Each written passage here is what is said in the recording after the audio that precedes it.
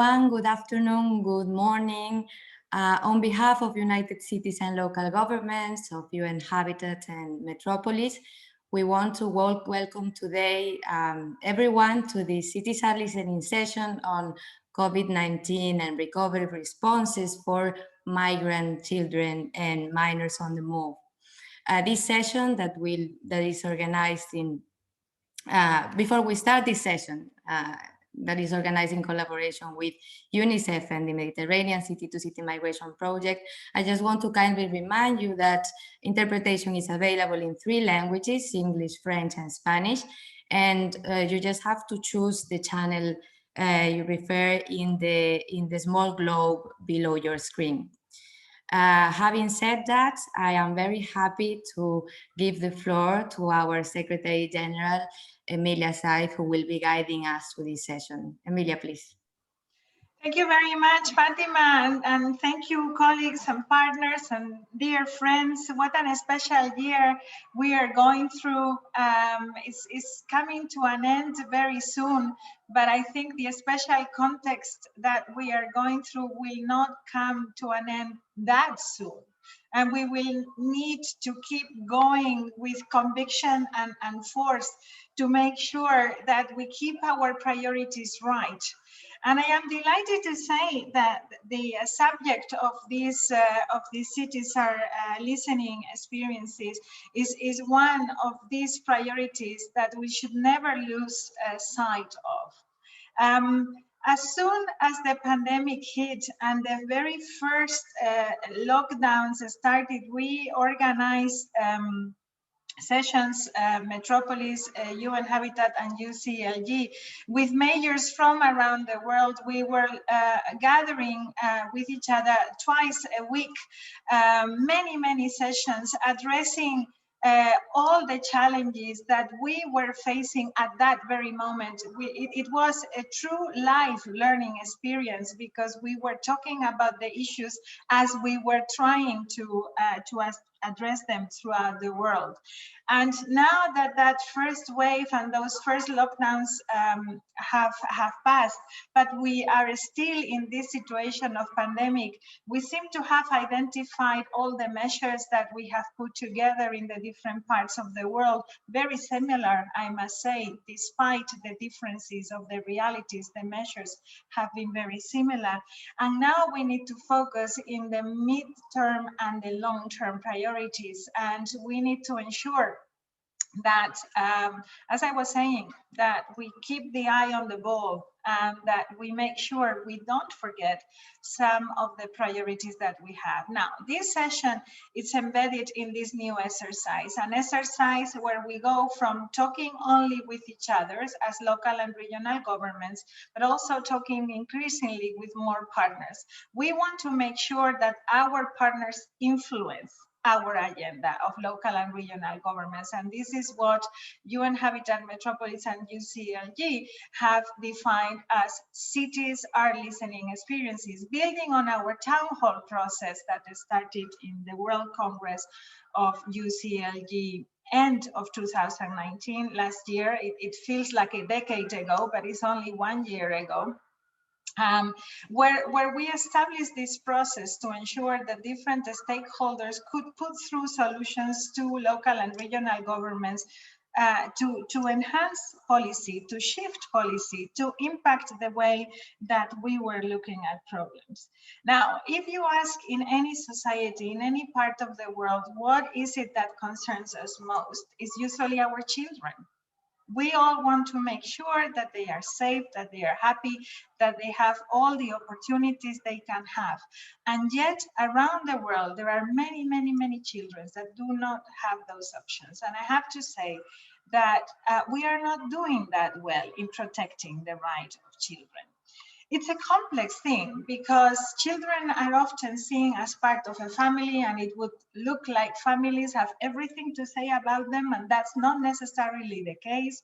Societies have a very important role in protecting children, and then if societies have that role, governments also have them. And we think that the closest level of government to the people, to those that are going to be affected by the decision, should actually make additional efforts to ensure that we protect children from exploitation, that they have a good start in life, that they have access to quality services, and I would add local service provision, that they are able to express their opinions, and that they live in a safe, secure, and clean environment.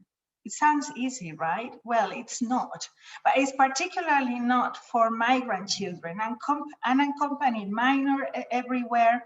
This is what this session should cover today. It's a deep dive in that discussion. How has COVID impacted the reality of children around the world?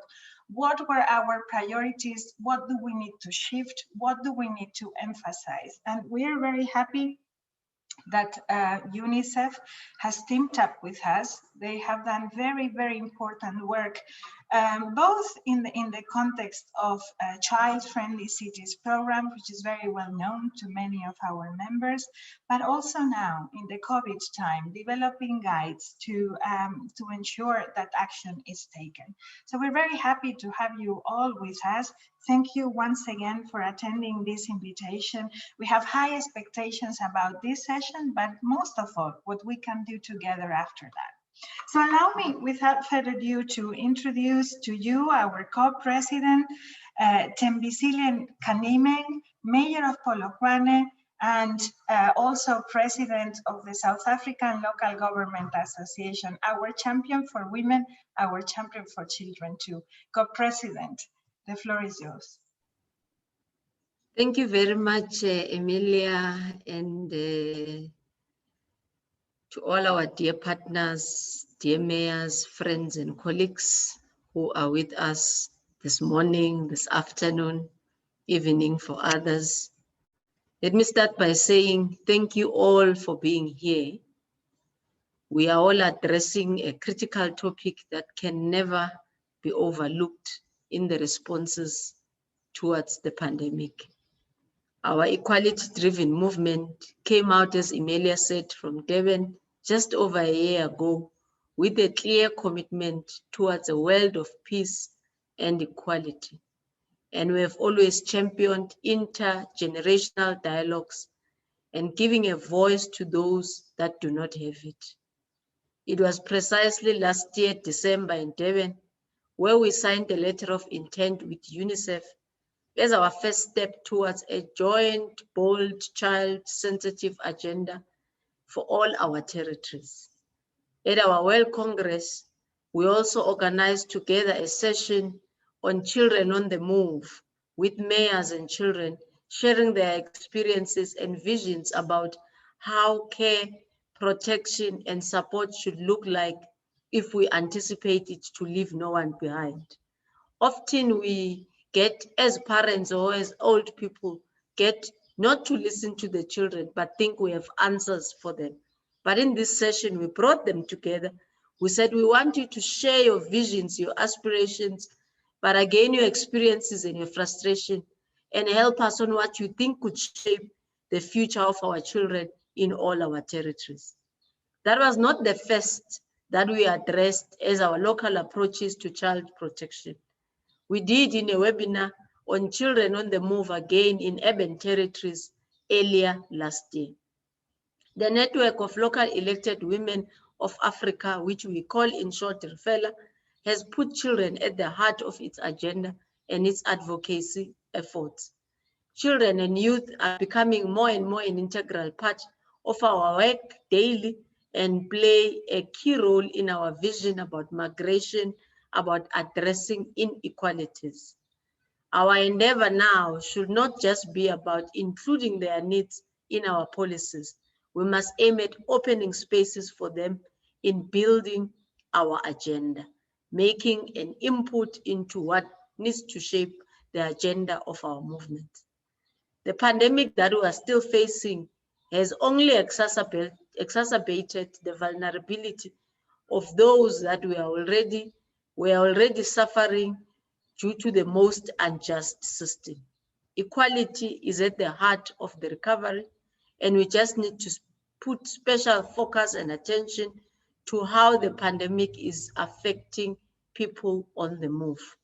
We need to ensure that we look at migratory movements from a cross-cutting perspective, to look at how the pandemic has affected children, and in particular girls on the move, ensuring that their rights are recognized, especially when they also belong to populations that have been historically discriminated against. This session this afternoon is particularly timely because it will allow us to include child-sensitive approaches to our overall agenda. And we have the opportunity, which is very much unique, again, to listen directly from our children and our youth. We will make sure that your voices are part of our pact of a future of humanity. All in all, this pact represents our commitment to make sure you receive the world that you need, the life that you dream about, and the planet that you deserve. We remain as UCLG committed to further developing our partnership with UNICEF to ensure that this world becomes a reality. Dear friends and my colleagues, let us define this together, an equality-driven society. Thank you very much, and good afternoon to all of you.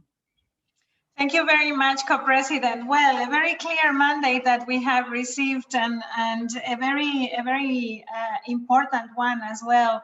A call to listen to children, not to always have solutions for them, but to include their opinions and their visions in the policies we developed.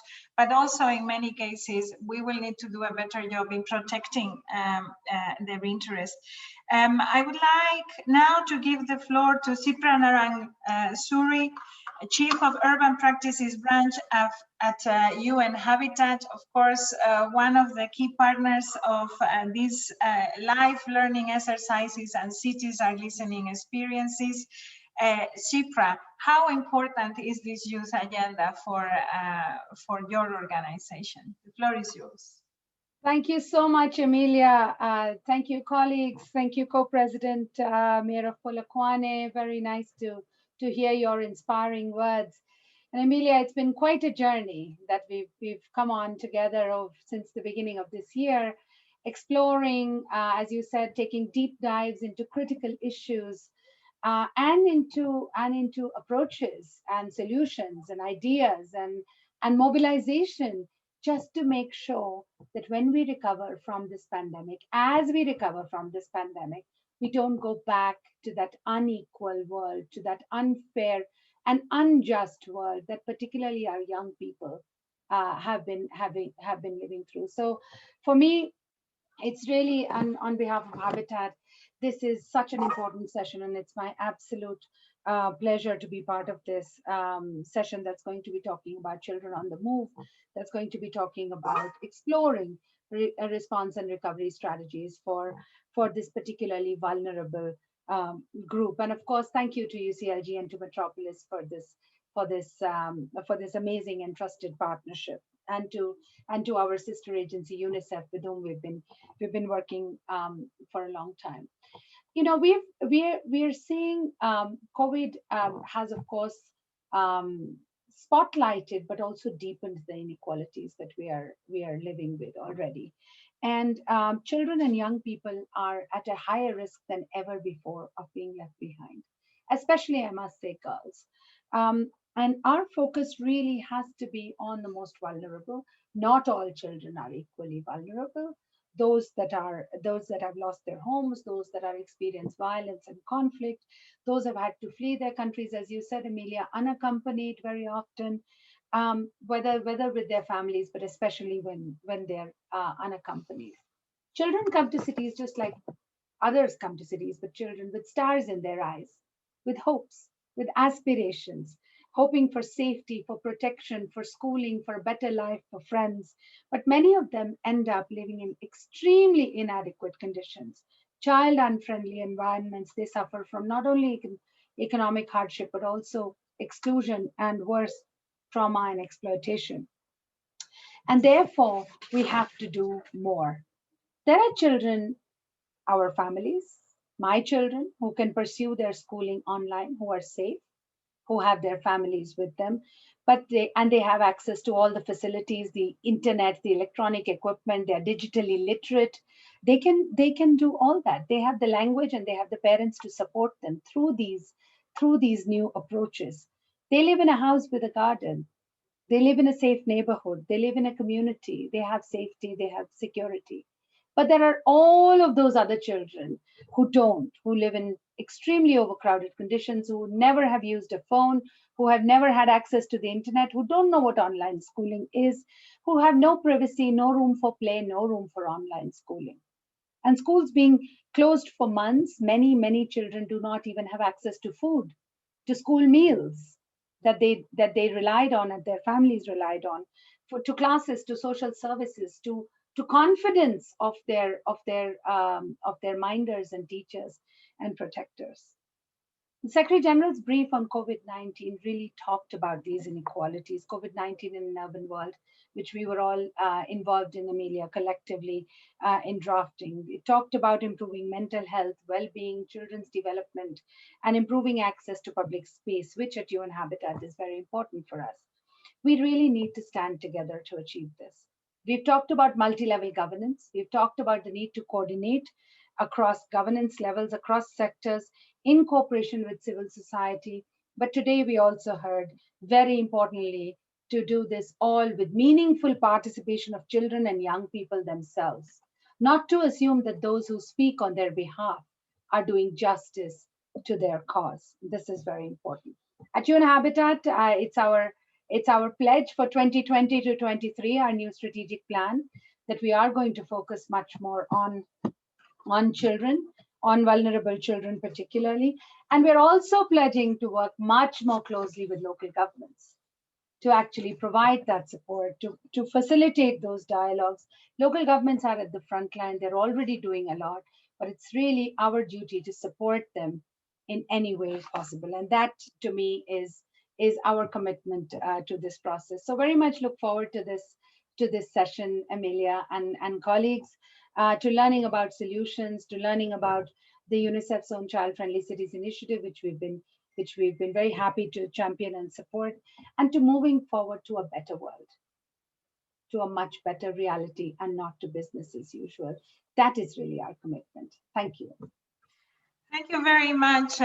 We've been calling not for social distancing, but only physical distancing. And we've been calling not for a new normal, but actually a better normal, because we do have the means, we have the information, and we believe we have some of the responses that we need to provide. And one of those responses is actually coming to terms on how to enhance the collaboration between local governments and children and youth, and how to include their opinions, their ambitions, their hopes and expectations in our work. It's a very heavy task that I am giving you, Ahmad Karimi, Youth Delegate of the United Nations Major Group for Children and Youth. We've been very good partners in the past, the Major Group and local and regional governments, as we developed the Habitat, the new urban agenda in the Habitat 3 process, but also in the process of the development of the SDGs. And somehow, when those big policy making processes stop internationally, our communication also stops. I think we need to change that. And I hope that this session will be the key to that. Ahmad Karimi, a pleasure to have you with us. The floor is yours. Thank you. The pleasure is all mine. So I believe cities and local governments need to hone their focus and support grassroots organizations through both funding and partnerships. I believe local governments can play the role of contacting schools and their own partners to inform migrants about these programs and act as a bridge between the youth-led interventions and the migrant population. I argue this because there have already been support programs in place for young migrants, and they've already been established in light of COVID, leaving the brunt of work on awareness and financial support. I myself founded the New Chances program in Canada, which began to experiment with different video conferencing and remote software. And at this point, our tutoring, our mentorship, our community hosting programs are all on Zoom. So now I believe our community workshops and one-on-one mentorships work so well on Zoom because it is a free software and it's a software that doesn't require one to register. So it's more intuitive and it's able for young people to join, especially ones that aren't as technically literate. Young people on the move can also play a crucial role as they themselves have been using video conference technology since COVID-19 and can also bridge the technological gap for their entire families in light of COVID-19 restrictions. Furthermore, despite the limitations of the online format, we've also been able to have several esteemed partners join our calls remotely who've never had the ability in person due to distance. So while there are limitations to the Zoom system, there are also benefits in terms of some of the partners and how local governments can connect these organizations with some people that can take their organizations and their interventions to next levels. Finally, young people on the move have been at the forefront of tackling misinformation, and they act as beacons of information and translation for their families. I implore local governments to tackle misinformation regarding COVID-19, as well as other humanitarian concerns by educating these youth through their partnerships and releasing social media anti-information campaigns. Thank you, everyone, and I look forward to the rest of the session. Thank you very much. A very important issue that you're bringing to this conversation, and is the critical role that children play as a bridge with their families as migrants. If you have worked with any local governments around the world, you will know that many children are actually the interpreters of their family. Very often, and they are bridging cultures. They are bridging not only language but culture itself. When they talk to doctors, when they talk to the social service, a very heavy burden and things that local governments have to work around, need to nurture on the one hand, and also protect, and very, very pragmatic solutions that you have suggested. Thank you very much, Ahmad, for those remarks. We will certainly take that into account. And allow me now to go to one of the other key partners in this session, of course, and in this work, representative of UNICEF. We have Laura Healy, policy specialist on migration and displacement at UNICEF headquarters. We were expecting to have Henriette and is unable to attend, but Laura has been with us from the very beginning on this journey. So we are very pleased. You can take the floor, Laura, on behalf of UNICEF. Please go ahead. Thank you so much, Emilia, and good morning, good afternoon, honourable mayors, colleagues, youth delegates. It really is such a pleasure to join this important and really timely discussion on local response to COVID-19 for children and youth on the move. And I just want to begin by saying it's a huge thank you to UCLG and UN Habitat for the collaboration on this Cities Are Listening event, where we're really aiming to work with local and regional governments to support the move from sharing challenges and good practices, but to actually concrete strategic action and how do we move forward. And we really see local governments playing such a key role in the response and recovery and leading us out of this pandemic. So as many of you know, and as has already been referenced, that migrant and displaced children, many of whom live in cities and urban areas, really are at heightened risk to both the immediate impacts of the pandemic, but also the socioeconomic impacts, the secondary impacts. They're often living in cramped conditions, have limited access to water and services. They might be in immigration detention or left behind by migrant parents even. And they're often the hardest to reach with information in a language they understand. And so it really calls on us to pay special attention to migrant and displaced populations.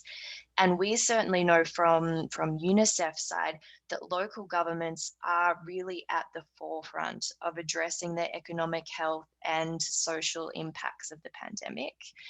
And with, we see sort of the cascading border closures, the travel restrictions that are persisting, and policy changes. With these sort of things coming in place to combat COVID-19, local governments must really be swift, they must be bold, they must be able to adapt quickly in order to ensure truly inclusive recovery and that upholds the rights of every child.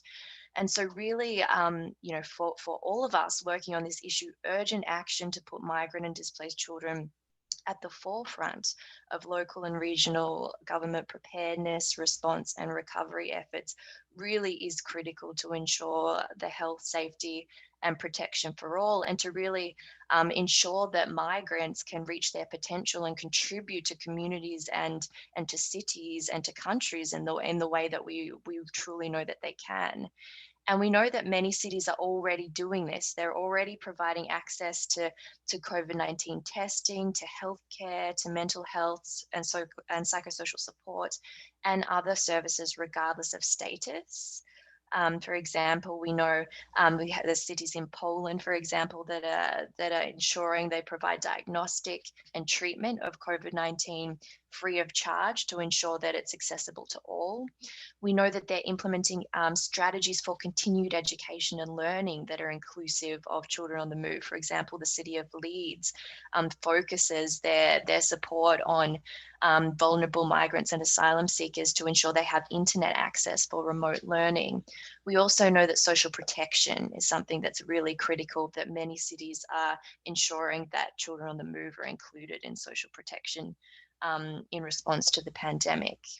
So as UNICEF, we're really committed to support UCLG, to support you as mayors or city representatives or youth and young partners to really be a champion for this cause for migrant and displaced children as we respond to COVID-19. And to this end, we've developed together with our local government partners a resource package that addresses the specific needs of migrant, displaced, and returnee children and youth. And it includes a compilation of concrete actions, promising practices from around the world that really can be replicated and scaled. And I'll share this link with you all in the chat, but it's also available on the UCLG website. It's been published. And so hopefully you have all. You can do that in a minute, Laura. And you finished your remarks? Yes, so I just to say I look forward to the discussion today, but also to continuing to work together to ensure our local responses truly are inclusive, both with and for our children and young people on the move. Thank you so much. Back to you, Amelia. Thank you so much, Laura. We will make sure that that link is available. I think it is very relevant to identify those policies that have been applied in the midst of the pandemic and to try and seek whether some of those temporary measures can be permanent measures. Also, how some of the successful measures that were taken before and that were not designed for children on the move are applicable for them. I'm thinking about food supply. I'm thinking about schooling and housing. I think this is one of the important issues that we need to do together. I mean, identify those measures that we see already that are working well and make sure they are part and parcel of the permanent policies that local governments will need to promote themselves, but also advocate for at other levels of government, at other spheres of government. So thank you so much for that. I'm going now to another important partner in these experiences that we are promoting, and this is our colleague from Metropolis, the Metropolitan section of UCLG and the International Organization of Metropolis around the world. Oscar Shaman is with us today, and he is in charge also of facilitating the next segment. But before you undertake that task, Oscar, please, a few words of introduction on how Metropolis looks at that, and then I wish you good luck for the facilitation. Thank you, Emilia, for your good luck. I hope I don't need the luck because all the strength will be on the panelists. Thank you so much. As Emilia said, we are from Metropolis, and the first question arises when we were invited to this session and to see, okay, we are working on Metropolis, cities of millions of people. what can we apport, what is our added value to this session where it's talking about children. And then we go to one of our projects that we create as a response to the COVID, that is Cities for Global Health. It's a platform between cities, that cities inspires each other to find solutions or propose ideas to respond to the COVID-19. And what we have found is that children, they were not present on those initiatives. There are more than 650 initiatives and more than 100 cities from all around the world, from different sites. And it was amazing to see that there is no children in the policies. Well, there are some policies addressed to the children, but they are focused on the usual things, culture and education. But there is no reflection of what happened with one of the most sensitive collectives of the people that is coming to our cities, the migrant and the children and the kids. What can we do with them? There is no enough policies, enough ideas for this topic. And that's why I think that has been said many times.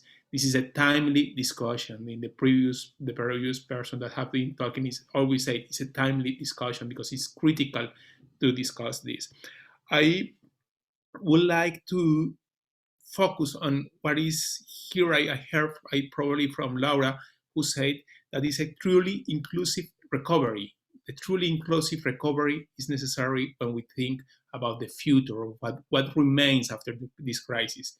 So I just want to highlight that for us, for Metropolis, that probably we work in a very huge and broad scale, probably blurry scale of cities. What is important is what's happening on the streets with the people that is enjoying the streets, the kids and the children. So I just want to say thank you for this invitation, and without any delay, I would like to introduce to one of the cities that I live near for a long time, that is Quito. We have today to the Vice Mayor of Quito, that she's with us. Yes, I think so. So I would like to ask you, how is Quito working to include migrant and displaced children in the city's response and recovery to the COVID-19?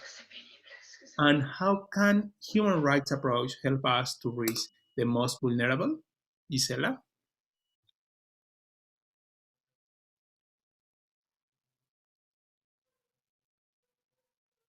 Gisela, are you here? Muchísimas gracias. Estamos con un poco de dificultad en el internet. Gracias, Oscar. Gracias, Emilia, y a todos y todas quienes tenemos la oportunidad de volvernos a reencontrar, ya sea de forma telemática, sobre todo cuando la COVID-19 ha sido una amenaza permanente para cada uno de nosotros a nivel mundial. Espero que todos ustedes y sus familias se encuentren con salud y se encuentren a salvo de esta pandemia.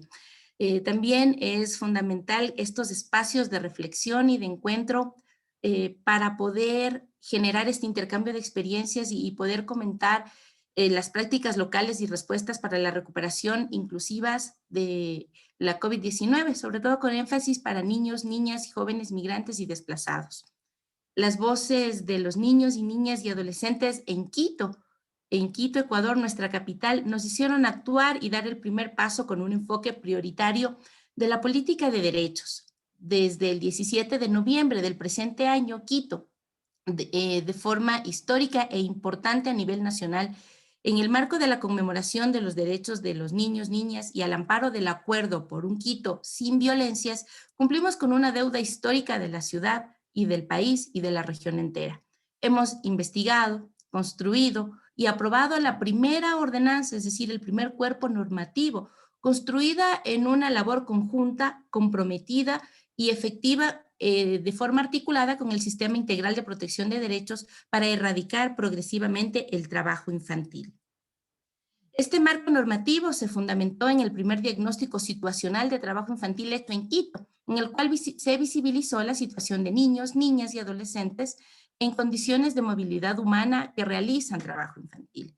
Y a este gran compromiso es al que me referiré en estos momentos. Empezamos nuestro trabajo por los niños, niñas y adolescentes, entendiendo que el trabajo infantil en cualquiera de sus formas constituye una de las peores expresiones y vulneración de derechos. Porque se les niega su desarrollo integral, en concreto, obstaculiza su oportunidad de satisfacer sus necesidades, desarrollar sus capacidades y cumplir con sus aspiraciones. Además, genera un daño directo a sus proyectos de vida y muestra la no correspondencia entre la atención a sus proyectos de vida y también el interés superior, el Estado constitucional de derechos, justicia y la formulación de políticas públicas por fuera del enfoque intergeneracional de derechos. De esta manera sostenida desde la década de 1970 del siglo pasado hasta el presente, la provincia de Pichincha, es decir, donde radica Quito como su capital, y en particular nuestra capitalidad, ha recibido migrantes internos a nivel nacional y esto también ha sido ahora migrantes externos, es decir, de otros países. Esto explica que el 30% de los habitantes de la capital del país sean de otras provincias, primordialmente de la Sierra Sur, es decir, de las provincias que tienen mucho más empobrecimiento, como lo es Cotopaxi, Chimborazo e Imbabura, y en menor medida de provincias de la costa, como Manabí, Guayas y Esmeraldas. Esto en base al Instituto de la Ciudad del 2011. Asimismo, en el Distrito Metropolitano también se ha convertido el mayor receptor de inmigrantes a nivel nacional, donde, según los datos del censo, se confirma que el 30% del total de extranjeros que residen en Ecuador están en el Distrito Metropolitano de Quito. Los procesos migratorios que han determinado la dinámica urbana del Distrito Metropolitano no solo han estado protagonizados por migrantes adultos, sean estos internos o internacionales, hay niños y niñas y adolescentes que han tomado lamentablemente parte de esto. Es más, dentro de la numerosa y constante llegada de la población venezolana a la capital ecuatoriana, la migración infantil ha sido muy relevante. Según los datos del Alto Comisionado de las Naciones Unidas, ACNUR 2019, alrededor del 30% de la población venezolana que habría llegado al Ecuador en los últimos años corresponde a niños, niñas y adolescentes cuyas edades están entre los 0 y 17 años. Entre niños y niñas y adolescentes migrantes internos internacionales que residen en Quito, muchos de ellos ya son trabajadores. Así lo constatan los resultados de la encuesta, aun cuando el 86% de los niños y niñas y adolescentes entre 5 y 17 años que trabajan en el Distrito Metropolitano nacieron en esta misma ciudad. El 10% son migrantes internos y el 4% provienen de otros países. Con respecto a este lugar, la procedencia de la niñez y la adolescencia migrante y trabajadora en relación a la migración internacional, la mayoría de niños y niñas y adolescentes migrantes de la encuesta son de Venezuela. En este resultado no es absoluto y sorprendente, así que más bien acorde a la dinámica migratoria reciente en el Distrito Metropolitano de Quito, a Venezuela se suman otros países latinoamericanos como de origen de Colombia, Perú, Haití, México, Uruguay, Bolivia, Cuba. Identificar las causas que detonaron procesos de migración interna e internacional de niños y niñas y adolescentes en el Distrito Metropolitano resulta clave ahora complejizar y actualizar la comprensión en torno al histórico y el patrón migratorio de la ciudad. En este análisis, los niños, niñas y adolescentes migrantes que residen en Quito y trabajan, se constatan claras similitudes en la migración nacional y algunas diferencias de las mismas entre las causalidades en relación a los migrantes internos de 5 y 17 años. Esta población de niñez y adolescencia que nacieron en otra provincia y migraron a Quito, entre los migrantes, la gran mayoría llegó al Ecuador como parte de una decisión familiar, es decir, que se trata de niños, niñas y adolescentes extranjeros acompañados que viven en el distrito. Esta realidad se identificó con el 72% de casos, siendo la primera causa. La segunda causa, haber salido de sus países de origen, fue para mejorar sus ingresos en un 8%, y la tercera, por trabajo, un 7%.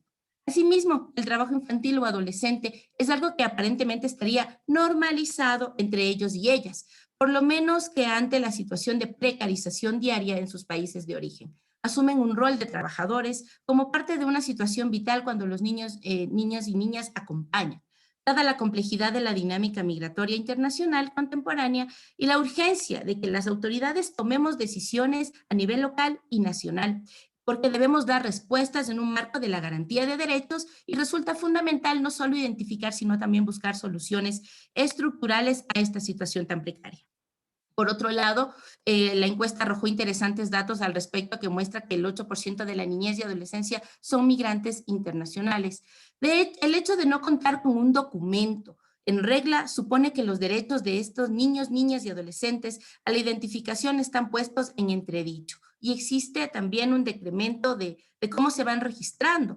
Y peor aún, en lo que el hecho de no contar con un documento de identidad tampoco les permite tener la garantía de acceder a los servicios como lo es educación y a veces hasta salud.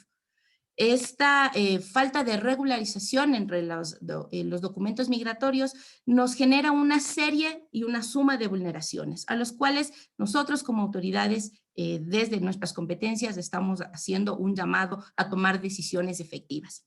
Finalmente, a partir de la expedición de la ordenanza de erradicación progresiva del trabajo infantil, se generan mecanismos directos para niños, niñas y adolescentes migrantes para que puedan efectivamente acceder a la educación.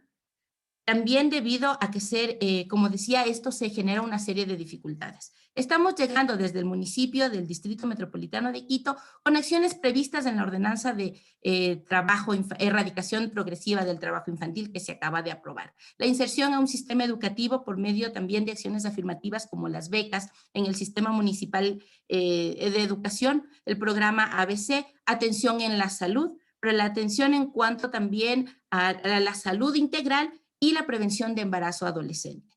Control y sanción a la explotación laboral, el enfoque especial a la educación con énfasis también a la cultura, al arte, la música.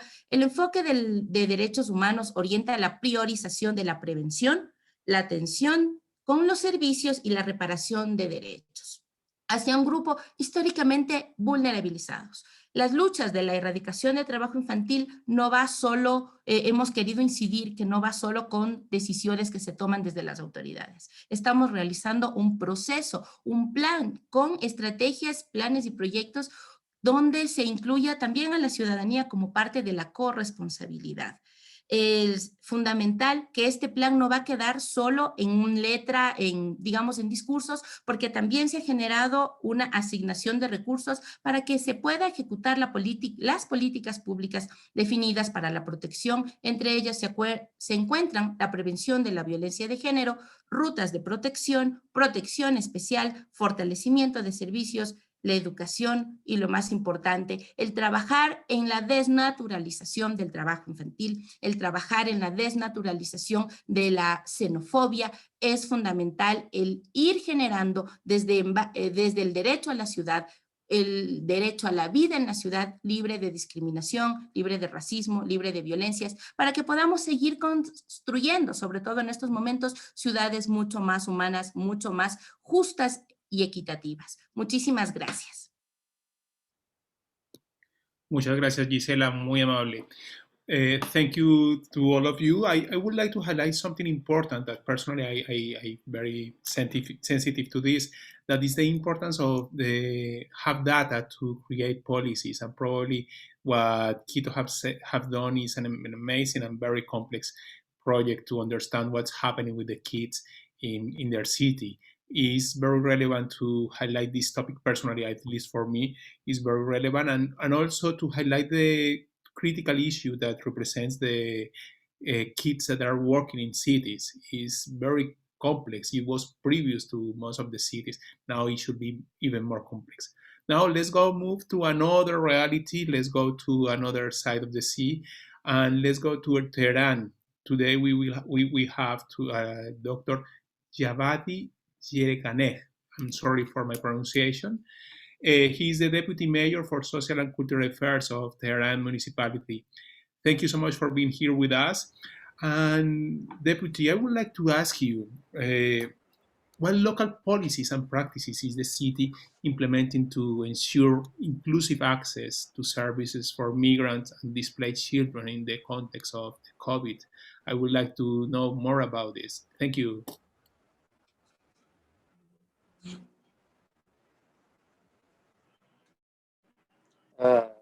Thank you very much. Ladies and gentlemen,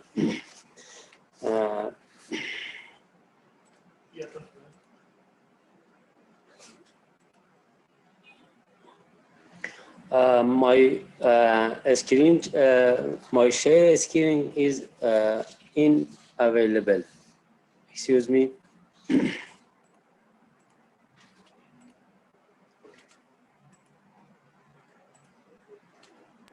Sorry. Yes. Okay. Ladies, unavailable. Share screen for my PowerPoint. Colleagues, can you support the Deputy Mayor with sharing his screen? Can you grant him access to a screen share?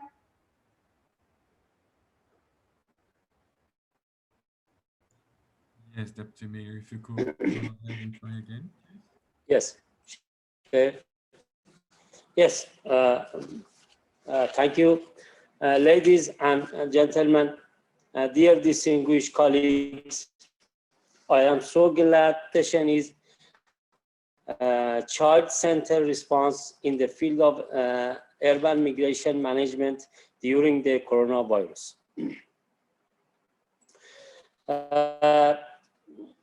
It has been almost 3 decades since Iran acceded to the Convention of the Rights of Child, and it has been almost a decade since Tehran adopted to the Child-Friendly City Initiative, CFCI.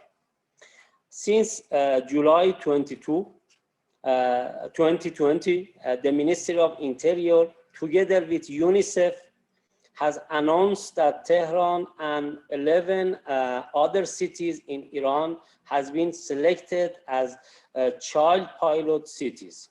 In the CFCI, participants should be able to enjoy their childhood and adolescence and enjoy equal rights. They will fully realize their potential in the city and in their local community. In the municipality of Tehran have got health-related infrastructure such as health house in every neighborhood, houses which divided into 10 sectors. And Parto centers are providing 3 kinds of services, such as supportive aid, empowering the family and children with its neighborhood-oriented outlook, had put the scheme of Parto centers on the agenda for many years. In this plan, the municipality provides NGOs with the necessary facilities to supply educational services to the immigrant children who have dropped out of school. These organizations can use these facilities as well as expertise based on years of experience in civics activities in the city to bring immigrant children to the bring immigrant children to under educational, psychological, health, and social supports.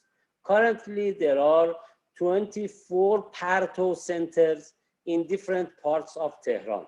During the corona crisis, despite the closure of in-person training at Parto centers and the change to part-time training, the experience of child support files provide an opportunity for them and their family to support a distribution of 19,000 masks, 14,000 gloves, 20,000 litres of disinfectants, and 1,000 disinfection gels.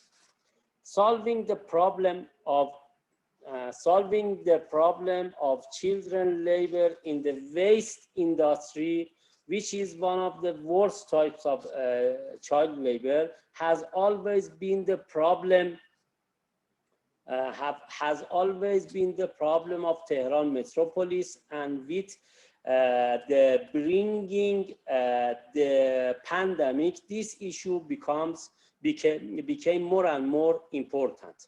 Nevertheless, it is simplistic to assume that the presence of these children in the worst kind of the child labor can be easily solved.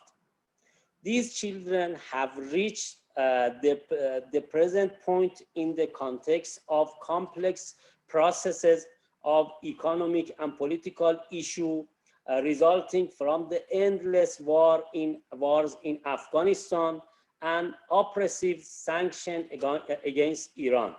And the improvement of their living conditions requires global resolves. Despite this difficulty during the pandemic era, the municipality of Tehran tried to put the necessary biological minimums for these children on the agenda, such as giving out food and health package and visiting a doctor on the regular basis. We strive for Tehran to be a child-friendly city, and in this way, we hope more than anything to accumulate social capital in the neighborhoods and flourish the capital in order to improve the equality of life for citizens, especially children and their families. In the meantime, it cannot be overlooked that due to the cruel global policies and the silence of the responsible organizations, we are going through a difficult time, which has resulted in the meaninglessness of the concept of childhood for innocent children in the garbage dumps. Thank you very much.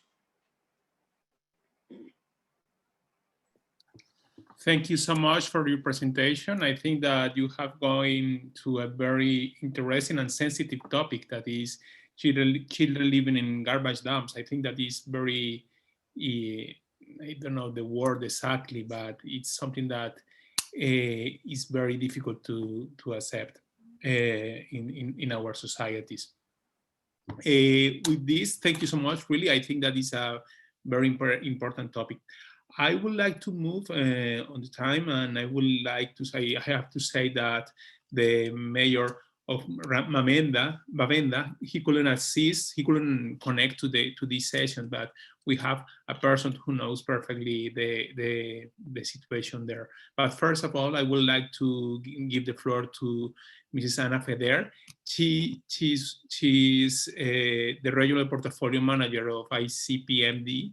And I would like to know more about what are your impressions, what kind of ideas do you have from this session? Thank you, Anna, and welcome. Thank you, Oscar. Indeed, I've been listening also to the opening session. My initial reaction is just that what I see presented is a bit of a dichotomy, because we have children as the future, as the potential for our future, but at the same time, also a part of the group that is particularly vulnerable, especially when we talk about migrant children. My question is whether these two are irreconcilable, and I would say it not necessarily be if we manage to turn these challenges into the opportunities, and also to harness the potential of the group of children and youth. Obviously, it's not easy. We see that from the presentations we've heard, from the realities at urban level in Tehran and Quito, that there are different intersections of vulnerability. There is the issue that they're displaced. There's also, we define migrants as internationally crossing border, but in Quito we see that it's also internal migrants. So we have to look at the urban dimension, so children moving within a territory. Migrants who are also children who are workers, and in particular, those who are seeking refuge, as we heard, and females. So all these factors that exacerbate vulnerability. What I hear is that COVID is hasn't only caused a worldwide crisis, but is particularly affected these groups, and in particular unaccompanied minors, which is the technical term we use for migrants under the age of 18 who are not accompanied by their parents. What could be the risk? If not addressed, obviously we could risk losing a generation, and this can have effect beyond the COVID and its recovery, but also it can exacerbate inequality. We heard from Laura Healy from UNICEF that there's also the secondary effects of COVID. So we're not looking only now and the immediate attention to the issue of COVID-19, but what is to come after during the recovery and what it can do to inequality. So how I'm impressed by the fact as frontliners, obviously municipalities that have presented here are addressing the immediate disadvantage and are providing assistance, so humanitarian assistance, as we heard in the case of Tehran, and protective equipment, but also, interestingly, also using this opportunity to address structural factors that contribute to inequality. And I think this goes back to what Emilia was saying earlier at the beginning, at the opening, of how we can eradicate and do a good job of protecting the children. And in Quito, obviously, and in Ecuador, we hear from the municipalities that there are strategies being put in place, and that's very welcoming.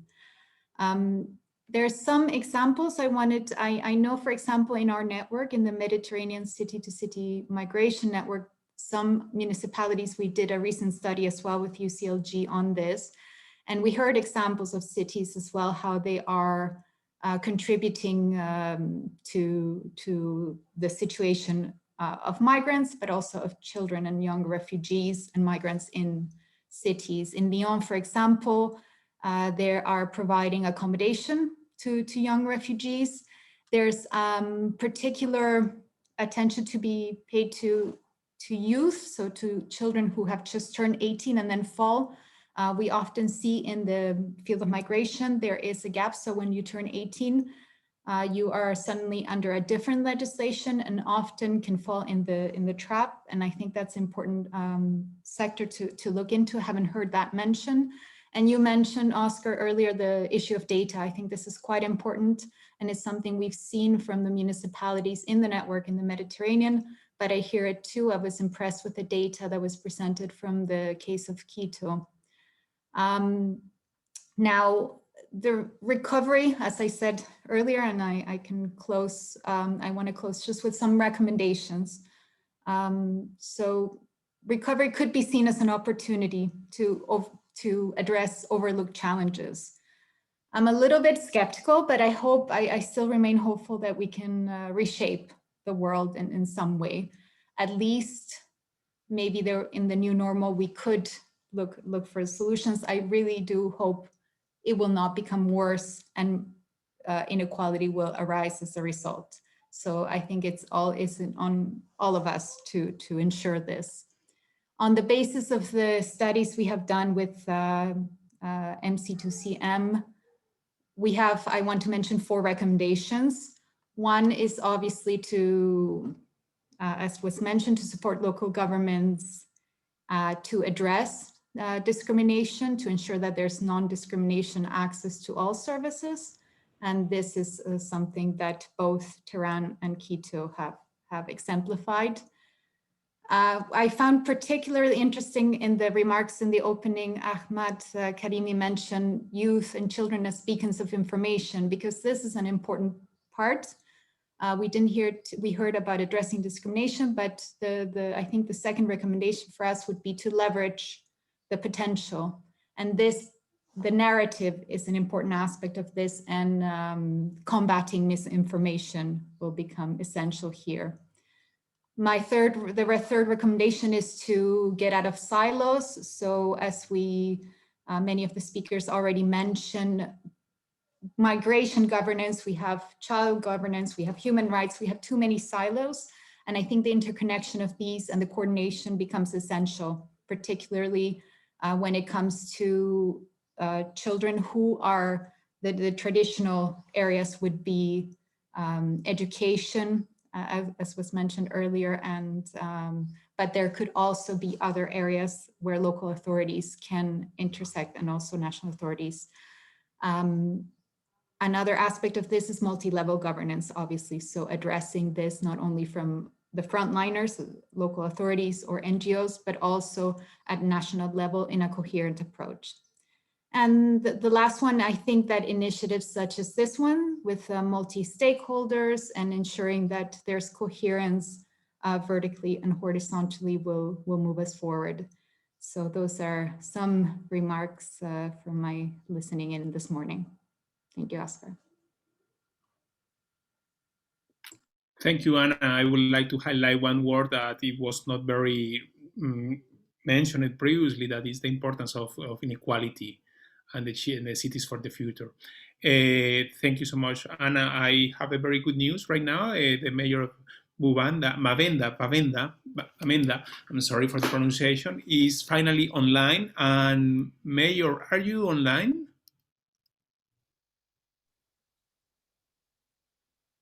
Mayor, internally they are saying that he's online. Can you hear me? Yes, perfectly. Hello? Can you hear me now? Yes, perfectly. Oh, that's wonderful. Okay, this is Mayor Frango Cletus from Bamenda, Cameroon. Hello? Thank you. Thank you for being here. We hear you perfectly. We would like to know more about what actions is Mavenda taking in relation to vulnerable children. I'm happy to have you here finally. Yes, thank you. The situation in Bamenda is a disturbing situation for now as far as the welfare of children is concerned. This is because our region is currently having a crisis. There's a separatist tendency that is going on in our region between the northwest and southwest region of the country and the rest of the Francophone Cameroon. So there are some people who have separatist tendency thinking that these two regions can form a separate state. So for that reason now, there have been an armed conflict for about 4 years now that have caused the migration of women and children from the neighboring divisions and subdivisions into Bamenda. You know, Bamenda is the capital city of the Northwest region, which is a little bit secure. So most of the children from the other parts of the region and the women, they have all migrated into Bamenda.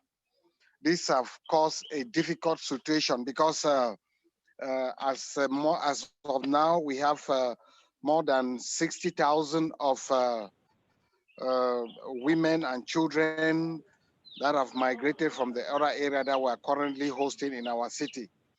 The disturbing situation here is also that the children have not been able to go to school. Most of the children for 4 years now, they have not been able to go to school.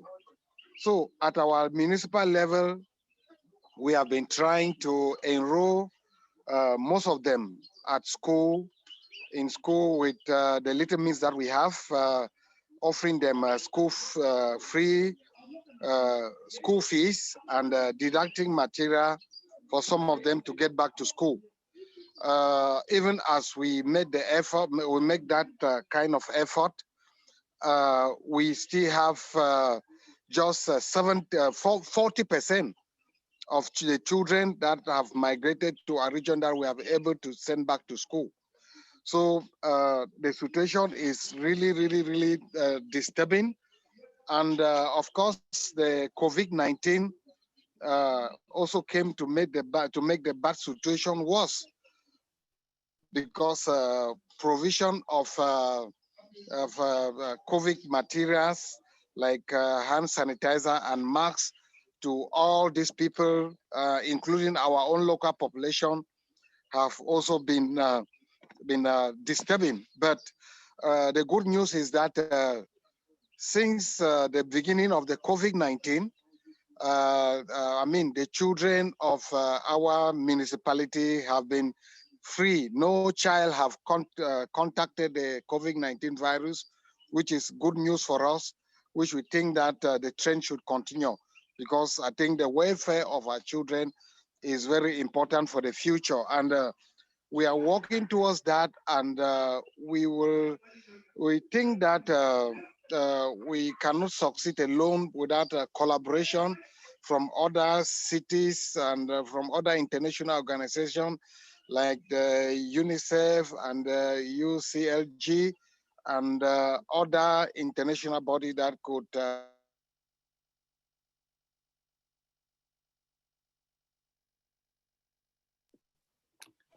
I think that he still has some problems with the internet connection. Please, you come.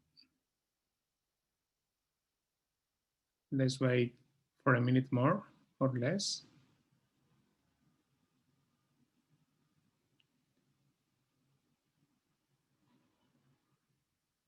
I think that we can. I'm so sorry with the mayor, but I think that I have to give the floor back to what Emilia just leave it to me for a while. Thank you so much for the panelists. I think that the education have raised one of the topics here and the future. Thank you for being here. And Verena Naus, she is the Global Chief of Migration and Displacement from UNICEF. Verena, thank you so much. And as Emilia said, good luck. Thank you very much. And it's a great pleasure to be here. I hope you can hear me all right. Super. Thank you so much. It's been fascinating to listen to mayors and youth and partners reflecting on the incredible opportunities and the many examples that already exist out there to actually reach and offer practical solutions to children that are on the move, to youth on the move. And it's now my pleasure to walk us through. I have a packed panel of speakers in front of me, and I know that we have very little time. So I understand each of you that I will be inviting to speak and share reflections has 3 minutes.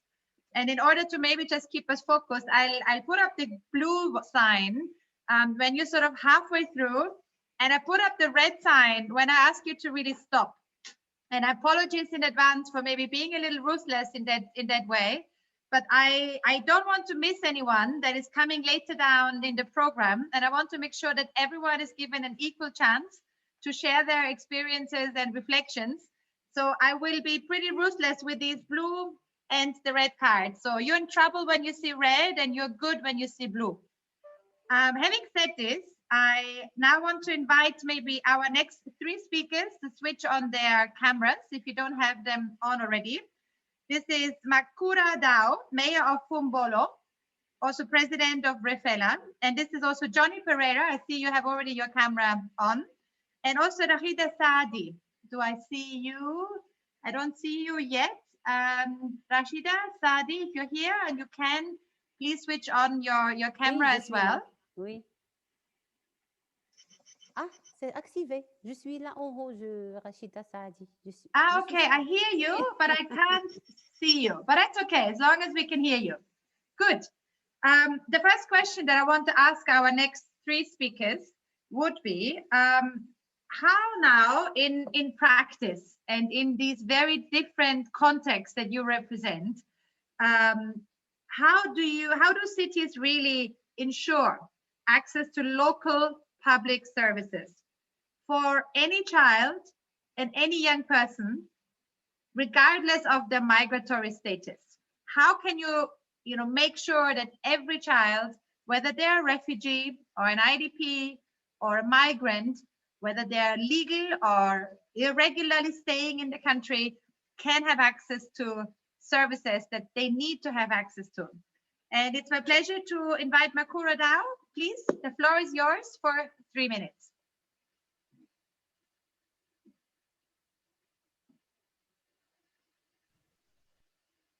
We don't hear you yet, so please unmute yourself. We don't hear you yet. Can you unmute? on the bottom left, there's a mute, unmute button. Yes. D'accord. Donc, je voudrais tout d'abord remercier Madame Emilia Seize, secrétaire générale de CGLU, pour m'avoir invité et associé à ce séminaire, à ce webinaire portant sur une des préoccupations de notre réseau, les enfants migrants et déplacés, qui pour nous représentent d'abord des enfants en situation de rue. Selon l'UNICEF, la problématique des enfants de la rue sévit partout dans le monde et davantage en Afrique. Un chiffre alarmant de 30 millions d'enfants qui déambulent dans les rues des villes africaines.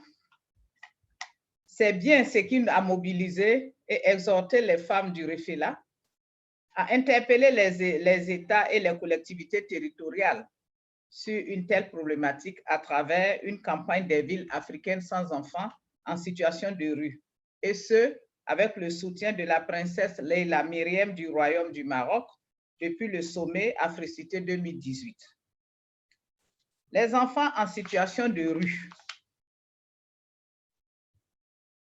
En effet, les raisons des situations de vulnérabilité de ces enfants en absence d'attache familiale, scolaire sont diverses. La pauvreté, la dislocation familiale, le décès des parents. Et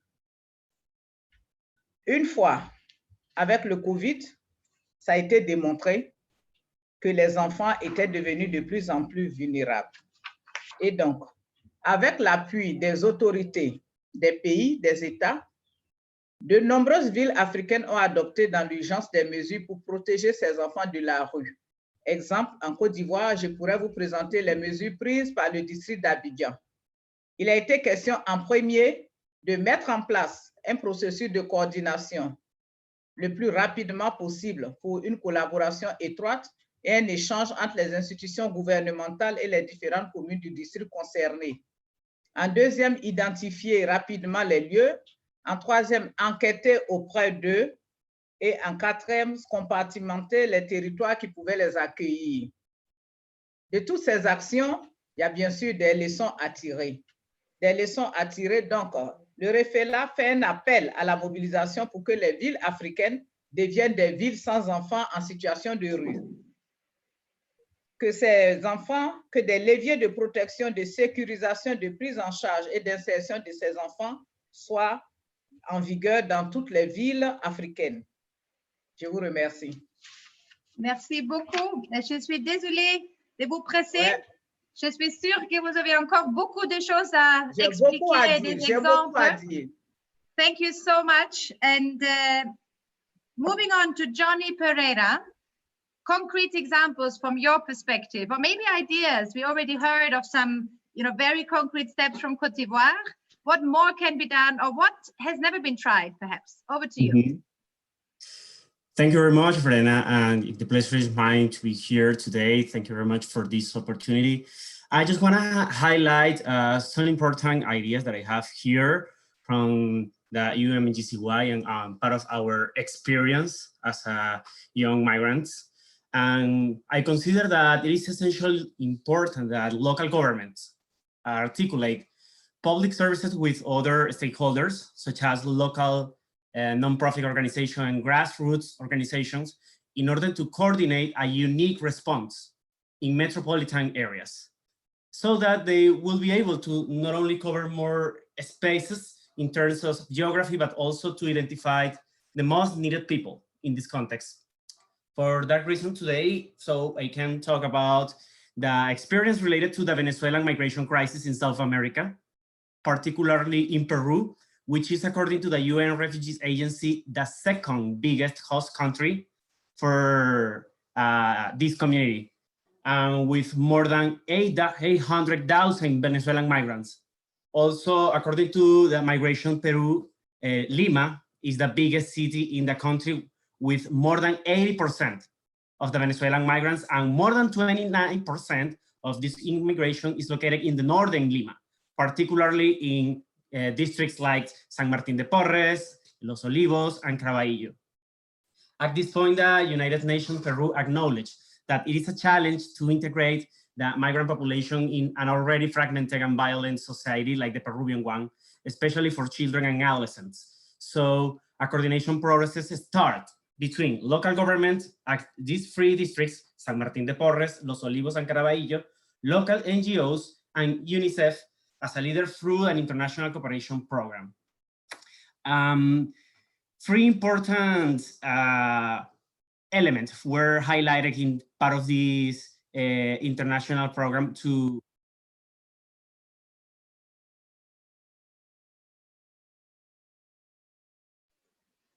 Johnny, we lost you.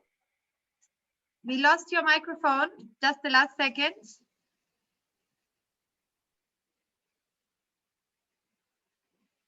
No, it's gone now. We don't hear you, but maybe hold on your thoughts. I will move on to Ms. Rashida Sadi, and then you will come in. So don't forget what you wanted to conclude, the 3 examples that you wanted to mention until your microphone is working again. Ms. Sadi, it's my pleasure. I know that you are on the forefront of a lot of the initiatives and actions that cities across Africa have been taking. So we love to hear from you. The floor is yours. Merci beaucoup, merci. Est-ce que vous m'entendez? Parfait. Ah oui, voilà, j'ai déjà activé ma caméra. Voilà. Donc, voilà. Tout d'abord, je tiens à présenter les sincères remerciements aux organisateurs de cet événement, au nom du président de la commune d'Oujda, qui n'a pas pu être présent comme prévu, et ce pour un engagement auprès du Parlement. Et il m'a chargé d'assurer la participation de notre commune à cette rencontre. Donc, je suis ravie de faire partie des panélistes et de répondre à votre question concernant notamment comment les villes peuvent-elles intervenir pour garantir l'accès aux services publics locaux à tous les enfants et jeunes migrants et déplacés. Donc, avant de répondre à cette question, à mon avis, il faut vraiment se demander, est-ce que les villes disposent déjà de toutes les données et informations sociodémographiques des enfants et des jeunes migrants et déplacés existants sur leur territoire? La deuxième, quels sont tous les acteurs et les villes qui interviennent pour répondre aux besoins de cette catégorie spécifique des migrants en matière d'accès aux services publics locaux, notamment la santé, l'éducation, l'emploi, la culture, etc. Et comment ces acteurs peuvent-ils agir en synergie pour satisfaire les besoins des enfants et des jeunes déplacés en matière d'offre des services publics locaux? Donc, chez nous au Maroc, malgré que la gestion de la migration au niveau des villes marocaines n'est pas une compétence des collectivités locales, selon leur statut juridique. Mais ça n'empêche que notre commune, la commune d'Oujda, avec l'appui de la coopération internationale décentralisée, a pu initier des actions au profit des migrants de toutes catégories, pas spécifiquement pour les jeunes et les enfants, notamment la réalisation d'une étude du profil migratoire, et ce, bien sûr, grâce à l'appui du projet MC2CM. Cette étude qui est en cours d'achèvement va permettre sans doute à la commune d'Oujda, à la ville d'Oujda en général, de se doter d'une base de données complète sur les migrants sur son territoire, notamment celle concernant les enfants et les jeunes migrants et déplacés, parce que c'est très important de les identifier. Deuxièmement, il va nous permettre aussi d'identifier tous les acteurs et intervenants œuvrant dans le domaine de la migration, comme bien sûr les acteurs étatiques, la société civile, les organisations internationales et notamment le secteur privé. Et pour assurer une meilleure efficacité des actions de ces acteurs, tout un système de coordination s'impose. Aussi, dans ce cadre, la commune d'Oujda a programmé dans son plan d'action communal, le PAC, la mise en place d'une plateforme de coordination, de suivi et d'évaluation de toutes les actions réalisées par les parties prenantes au profit de toutes les catégories de migrants, y compris les enfants et les jeunes migrants et déplacés. D'accord ? En ce qui concerne le Covid-19, on sait tous que comment les villes peuvent-elles mettre les enfants et les jeunes migrants et déplacés en premier plan de la réponse et du rétablissement du Covid. Il est vrai que les villes sont en première ligne à agir face à la crise du Covid. Mais à notre avis, pour que ces villes jouent pleinement leur rôle face à cette pandémie et sortir de la crise économique et sociale qui en résulte, les villes doivent adopter une approche globale qui prend en considération tous les habitants de leur territoire à pied d'égalité, y compris les enfants et les jeunes migrants et déplacés qui font partie des résidents les plus vulnérables, et aussi une approche multi-acteurs qui inclut tous les acteurs du territoire. Et pour que les villes puissent jouer pleinement leur rôle, nous, en tant que ville d'Oujda, nous espérons donner les recommandations suivantes. Il faut tout d'abord renforcer le dispositif du financement des actions des villes. Deuxièmement, il faut encourager la coopération nationale et internationale pour mutualiser les efforts. Troisièmement, il faut mettre en place des mécanismes de coordination et de suivi et d'évaluation de toutes ces actions. Quatrièmement, d'accord, je m'excuse pour les interprètes parce que j'ai cru que tout le monde comprend français, donc je m'excuse. Donc voilà, nous étions pour la mise en place des mécanismes de coordination, de suivi et d'évaluation des actions, et aussi favoriser l'accès aux services publics aux différents résidents des villes à pied d'égalité, y compris les migrants de toutes catégories. Et enfin, c'est mettre en place des plans de communication, de sensibilisation et d'orientation en faveur des migrants. Je m'excuse pour aller très vite parce que je n'ai pas voulu gaspiller le temps, donc j'étais très vite. Et je vous remercie. Si vous avez des questions, je suis à l'écoute aussi. Merci beaucoup, Madame Sadi. Thank you very much, and apologies to the translating team. I know this is going to be a marathon. We'll make sure we give you a big round of applause for the incredible work you do in the background. But just to recap, I think what we heard now in this first round is the importance of focusing on vulnerability and not status. The importance on understanding and starting with who is in the city and where are they? Where are the children? Where are the migrant parents? How do we reach them? Through communication. And the importance of coordination, because very often the solutions will lie in different departments in the municipality, will be needed and will need to come from different sources. And you mentioned it also, local, national, international. How do we bring all these actors together? And then I think really importantly, what we heard from Mrs. Dow, from Mrs. Sadi, and also from Mr. Pereira, Johnny, was this importance of really being status blind. You know, how can we, you know, when it comes to access to services, put aside, you know, the legal status of someone, the migratory status. I would like to now move on and invite two more speakers that have not yet spoken before. Trang Vu from the UN Major Group on Children and Move. If you could switch on your video, if possible. And also the Mayor of Braga, Ricardo Rio. I see you already. Can you hear me? Very welcome. And very glad to have Johnny Pereira with us again. I hope that the mic will work this time. My second question to the three of you now is slightly different, but it builds on the first one. We've heard from examples where cities have opened up services and brought partners together and set up coordination platforms. But how can cities really continue to do this? During COVID, post-COVID, can continue to welcome and include and take actions to welcome and include young migrant or youth on the move. Maybe over to you, Trang Vu. The floor is yours. And again, I will use my little time.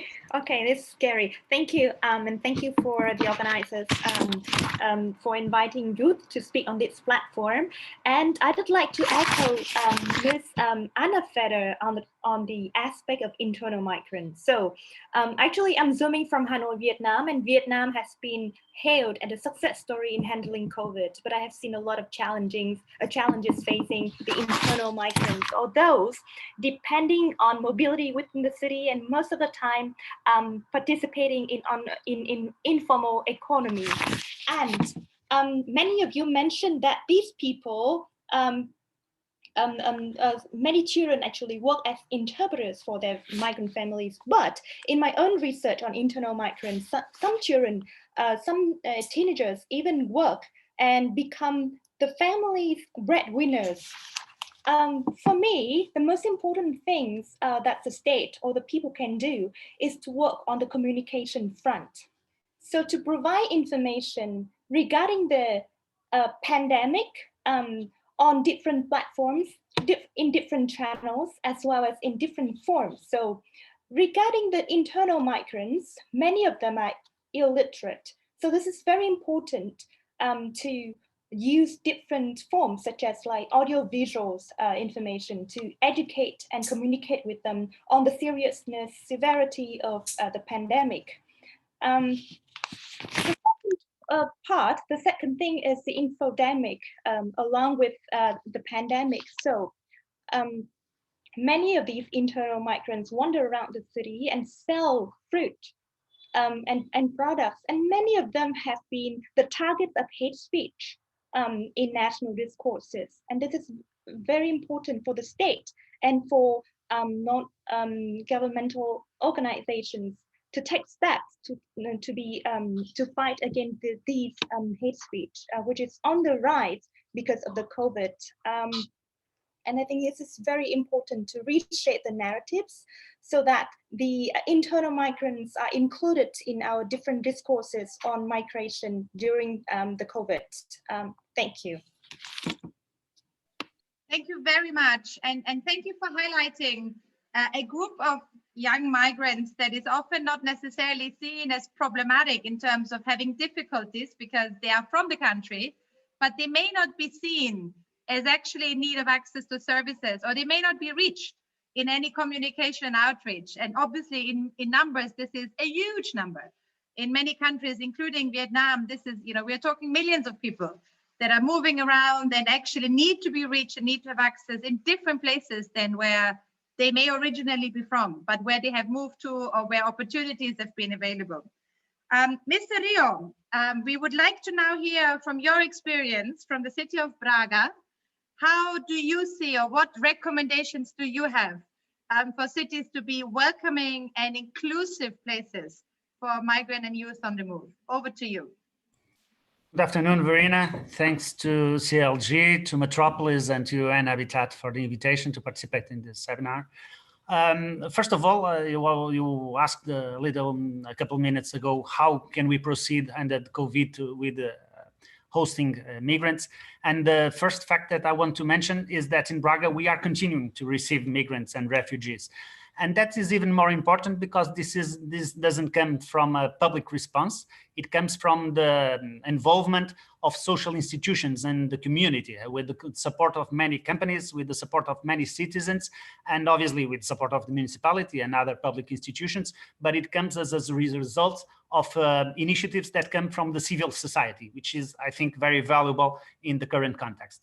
Also, I would like to say that we have to provide an integrated response. We have to deal with inhabitation issues. We have to deal with the access to public transport, with food provision, and obviously with the access to health. Because, for instance, somebody mentioned already the supply of tests and other things that we are also providing here in the city for migrants, even if they aren't registered in the national health system. Also for the youngsters in particular, we are also working with the schools in order to provide them better education and an integration in the education system, and also leisure activities, which are obviously very important for somebody that arrives to a new territory. And finally, we have been participating in the children-friendly cities program from UNICEF, and also with the International Network of Intercultural Cities. And that is also very important so that the new people that arrive as migrants or refugees also feel part of our community. And I think that's being achieved because in the latest Eurobarometer, 95% of our citizens said that Braga was a good place for migrants to live. And that was the second best result just after Cardiff. So thank you. Well, obviously you're doing something right, given this very positive encouragement and feedback that you just mentioned. And I'm thankful that you also brought up the issue, and I think it was mentioned before, but you also brought up two factors that I think I just want to underline. One is that mobility continues during COVID, and obviously we see very different patterns. We have seen places where borders shut, where mobility was actually sort of grinding to a halt, but we have also seen an incredible movement of people back to villages or from one place to the next, or people getting stranded. So it's very important that one looks very closely how mobility patterns have changed and are changing, and how they will be changing during post-COVID as we sort of look into the future. And then, of course, the question of access to health, testing, treatment, and in the future, vaccines. how will they be accessible to really everyone who needs it, not anyone and only those who are able to pay for them, but also not only those who may be locally registered. So how do we make sure, as we're thinking about vaccine programs in the future, that from the get-go, we understand who lives in the cities and who are the most vulnerable? So maybe without further ado, Johnny, we had to cut you off before because your mic left you. Let's try again. Do you want to, in the 3 minutes now, maybe recap what you couldn't say before in terms of how cities can ensure access, but also how can they continue to be welcoming places? Over to you. We don't hear you again. Oh no.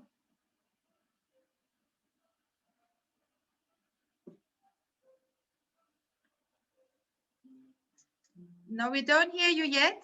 Something changed in the setting because before we could hear you. No, not yet.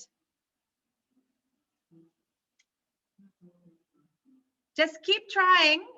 We will keep you in. You don't lose your 3 minutes. They're booked, so keep trying. And when we hear you, don't touch anything anymore. And then we make sure you come in. Okay. Let me maybe in the meantime move on. We have a third question, and I'm sure Johnny would have been able to set ourselves up for this question.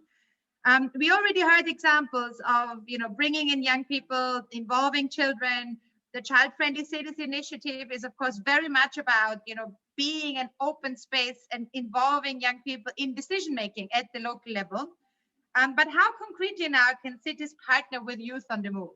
And I think the beauty of this discussion here today is that we have the two most important actors together, the mayors with decision-making and, with the strategic vision for their town, and young people who will actually be the ones who can either flag up where there are problems or be part of the solution. But how does this work? How can we make sure that we don't just speak together now here in this virtual Zoom context, but how can cities really practically partner with young people that are on the move in the response and recovery, and specifically when it comes to COVID? Other maybe experiences or lessons that we have learned. And I would again like to invite the Mayor of Braga. Yes, you're still here. If you have any examples from your own city of how you involved young people in your response and in your recovery efforts. And then we will hear again from Trang. And we hope that Johnny is able to switch on his mic so that we can hear him again. And also I understand our mayor from Fumbolo has connection issues. So as soon as I see her, we will obviously try to bring her back in. Otherwise, we will share the precious minutes amongst you. Mr. Rio, the floor is yours. Well, actually in Braga, we have a very close connection between the municipality and the youth associations, and through the youth associations with many youngsters, because Braga is a very young city with over 40% of our population below 30 years old. So we have a great dynamics of young people and obviously youth associations in the city. And in all the domains, we have been trying to engage these institutions in the formatting of new policies and approaches. And they are quite proactive. They have been participating in many suggestions to the municipality. Actually, we have what we call the local participative budget just addressed to youngsters, in which they can develop specific initiatives, and they did to this area as well. And for instance, when I mentioned before the food supply, we have here some social institutions that are providing food to people with less economic condition, in which there are included many migrants and refugees that we have hosted in the city. And there are dozens of volunteers from youngsters that are participating in that project. And they are obviously very committed to having the solution for those families. Also, in terms of the integration, I mentioned the support in education. We have people from the universities and students that are studying that are available to accompany youngsters that are also here in the city and that need some sort of support because of language issues or other matters in their integration in schools. Also, in terms of the development of, for instance, sports or cultural activities. It's not very easy right now because of the pandemics, but even before that, there were a couple of groups that developed specific initiatives to address also those subjects with the youngsters that are really living here in the city. And I think that that social responsibility that comes from the youngsters is very important, because obviously they are the upcoming generations, and they will be the first ones to have this commitment throughout their lives. Can I just ask you a follow-up question briefly? You mentioned the youth council that you had. I assume this was in place already pre-COVID.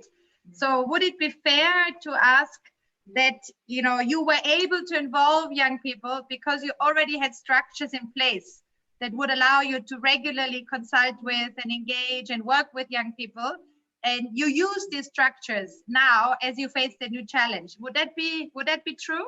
That's correct.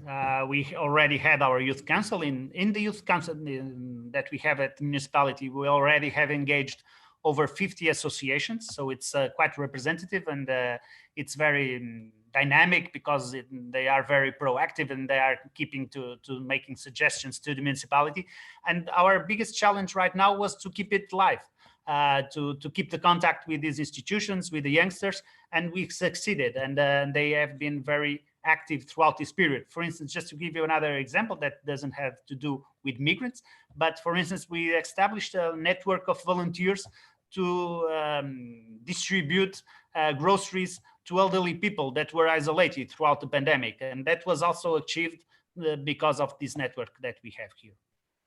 Thank you very much. And I do apologize in advance. It's the beauty of home office. My kids have just started a piano lesson in the background. So you may hear some, not quite Mozart, not quite Beethoven, but you may hear some piano sounds in the background. I hope it's not too disturbing. Trang, what about, what do you think? What can cities do more? Let's be bold, let's think big. How can young people be a real partner, not just a decoration at a conference, but a real partner in decision-making at the local level? Okay, so I have seen both top-down and bottom-up initiatives in my country. So the most interesting one should be when the Ministry of Health and the Ministry of Communication call for youth initiatives to spread the information about the virus, as well as the solution to the pandemic. Actually, a group of composers and artists in Vietnam wrote a song which has become viral the past few, The Jealous of COVID. And this song has been now available in 25 languages. And this is very catchy, very melodical, very interesting to remember, instructing the children and the people how to wash their hands and not to touch people during the COVID. And so this initiative, this song has become now included as in various official communication channels of our country regarding the COVID. The second part is I think, is about the storytelling initiatives by different NGOs and the government, because the government didn't know exactly what the young people, what the youth migrants really need during this COVID, what challenges facing them, especially regarding the mental health. So this storytelling has been very important for making the voices of the young people heard during the COVID. And in many cases, my friends and I also enjoy some initiatives at youth researchers. So that's why I went to the street and interviewed young people. And I was very moved when one internal migrant, a street vendor, told me, I didn't have any means to access information. I didn't know that the city would be locked down for 2 weeks the next day. So I couldn't board any bus to go home. So that's how I understood that there is a strong need for the cities to broaden the communication channels to make sure that the people, the more vulnerable people, have access to the information regarding the COVID. And also, Vietnam has also been praised for a very beautiful youth initiative. So some young people created like the rice ATM. So instead of like withdrawing money, people withdrew rice. So this is to target the vulnerable people. Thank you. Thank you so much. And I really appreciate the sort of creativity that we need to reach people. And I think we will all face that same challenge as we need to reassure populations on vaccine safety and on inclusivity. So let's roll up our sleeves and work with young people who may find much smarter and much more creative ways for us to get messages across that can save lives and that can protect communities and that can help us recover better together. Johnny, let's try again. And I keep my fingers crossed until you switch off your unmute button to see if we can hear you now. Hello, can you hear me? Yes. No, Don't touch anything. And this is your 3 minutes. This is gonna work perfectly. Please, I hope so. Thank you very much, Verena. So I'm gonna try to wrap a couple of ideas just to try to keep the time well. So and be as bold as you can in terms of concrete ways of how mayors can make sure your voices and ideas are at the table at the right time to inform where money goes, where policies go, and how we design our recovery. Yeah, for sure. And thank you very much for this space and opportunity. Just taking some idea from the Ricardo, Mayor of Braga, and my partner, Tron, so I can just highlight part of the experience in Latin America with this ongoing crisis, the Venezuelan one. And I want to highlight one important project in which I was involved in Lima, Peru, by working with, not only with some NGOs in Northern Lima, but also with the international cooperation program of UNICEF in Northern Lima. This program was focused on three important aspects that I want to highlight. One of them was to improve the access to private medical health, especially for women and young people in the migration crisis context, by providing training and special sessions with the directors of the medical centers in this peri-urban context in order to contribute.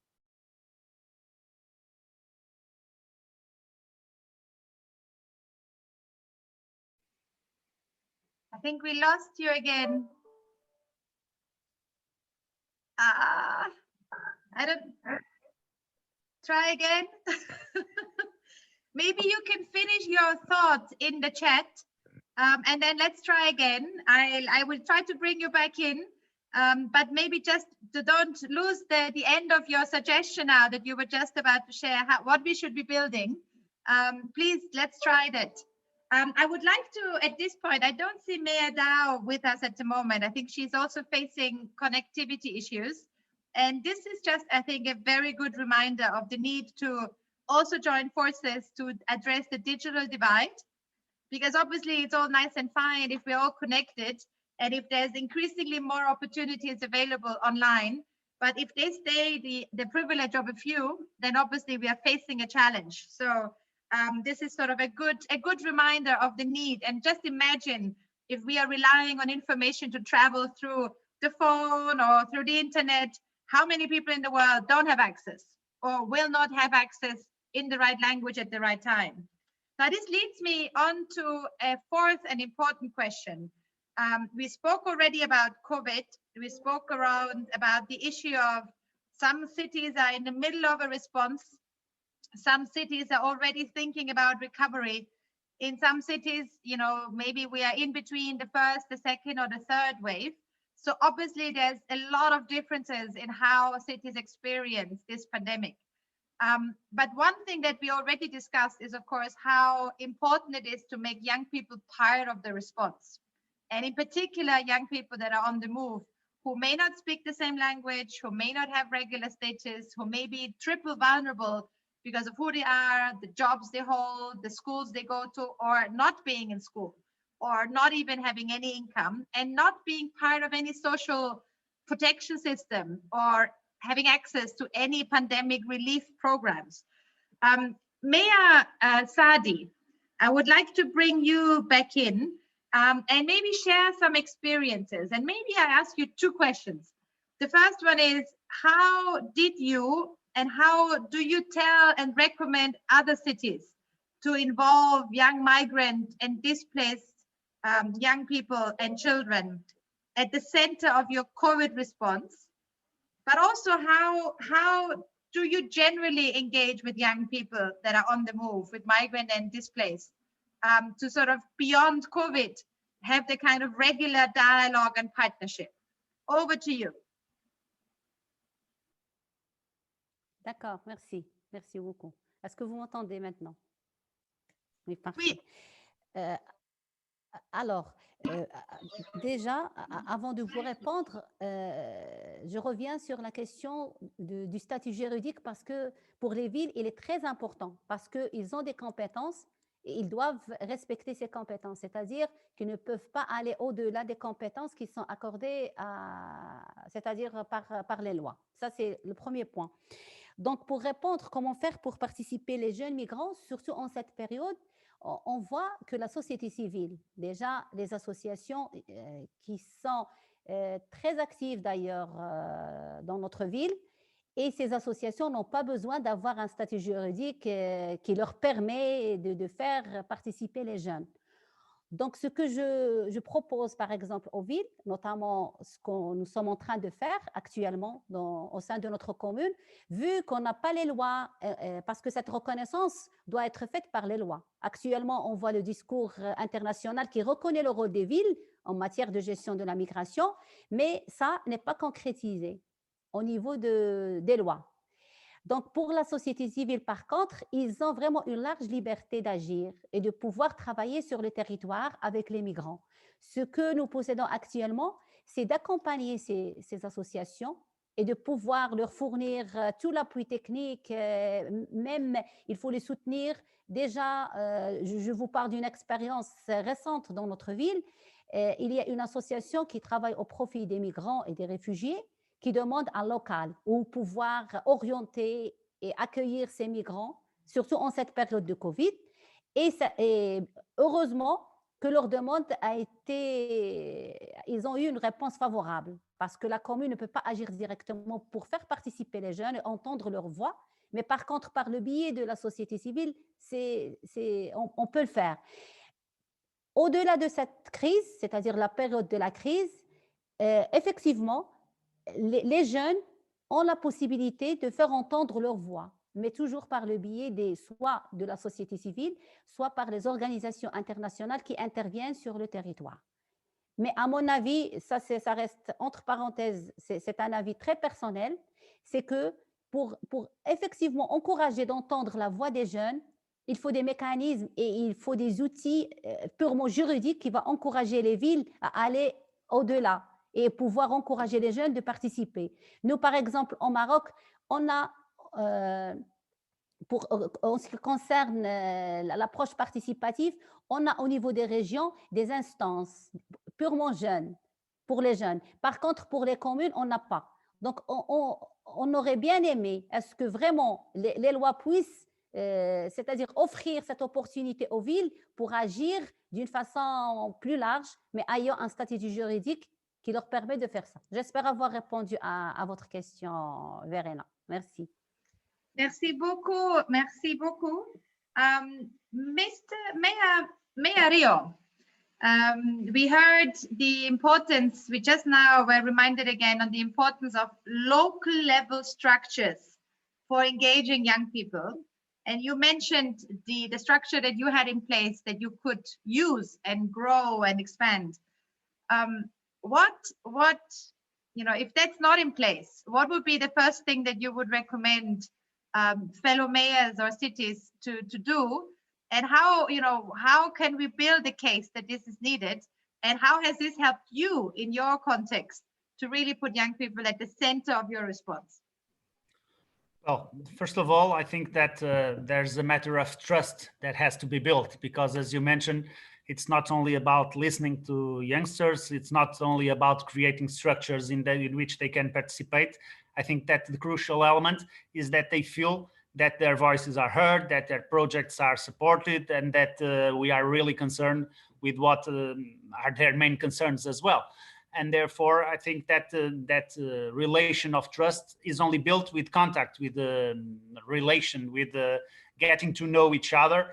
And I did, before even being elected a mayor, a lot of contacts with youth associations in my territory, with youth associations from the university, with the ones that are connected with the social area, with the heritage, with the culture, with sports. And obviously in those contacts, I established, on a sense, an informal network of the representatives of those associations that afterwards helped me to build that structure, that formal structure that we have at the Youth Council. And with the proceed of our policies, as we started to engage the youngsters and to give space to their representatives to develop projects, to support them in the development of those projects, obviously they realized that they had this type of connection with the municipality, and it made everything much more easier.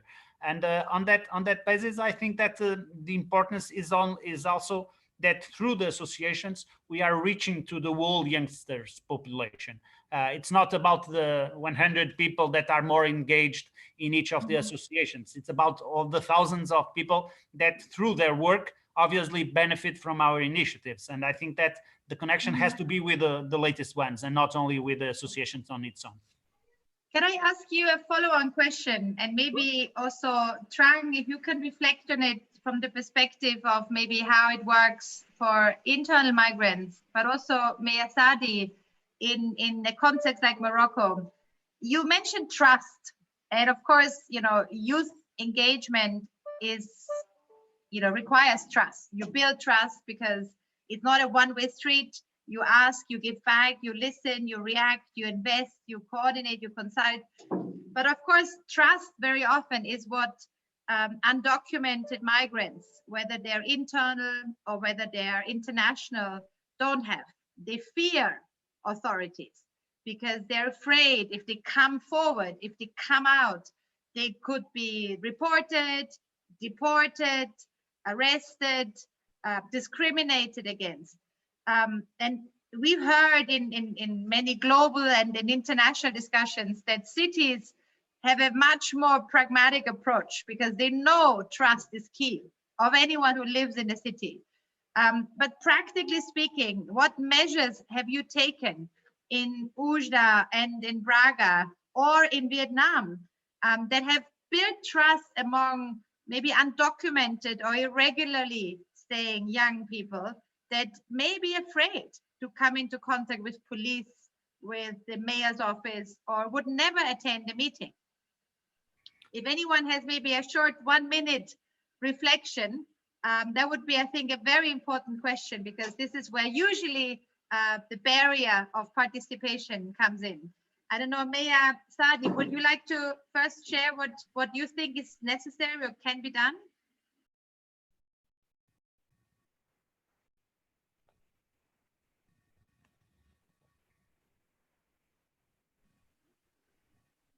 We don't hear you yet. I don't know if you wanted to.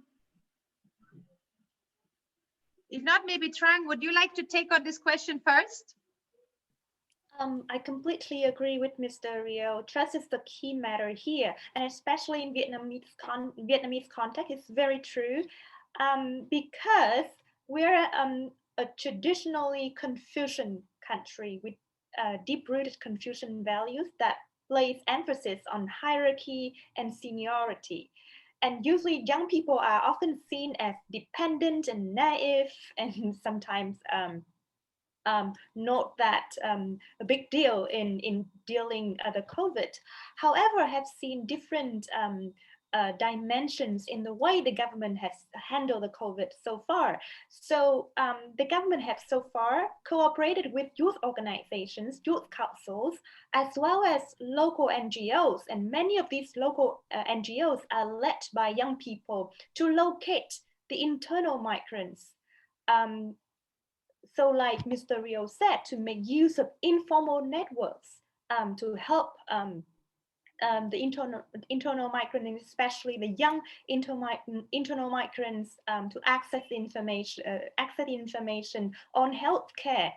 And the government actually, for the first time, has no requirements for healthcare services during the COVID. So the freelancers can also access health services free of charge. And when it comes to free of charge and freelancers, it means that the internal migrants with no labor contract can also access. So this is a very good initiative.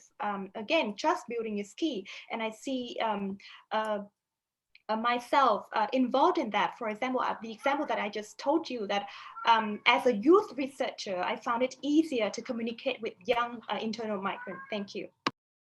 Thank you so much, Trang, for your reflection on the importance of trust and how you build it. Maya Sadi, do you have, a 1 minute recommendation on trust? Oui, j'ai bien apprécié le mot construire la confiance entre les autorités locales et le migrant. C'est très important. Mais comment? Ça, le comment, c'est le plus important, c'est le comment. Au-delà des autorités locales, c'est très facile de construire cette confiance grâce à la société. Parce qu'on est vraiment, je parle des sociétés qui sont très accueillantes, c'est-à-dire que le migrant se sent chez lui.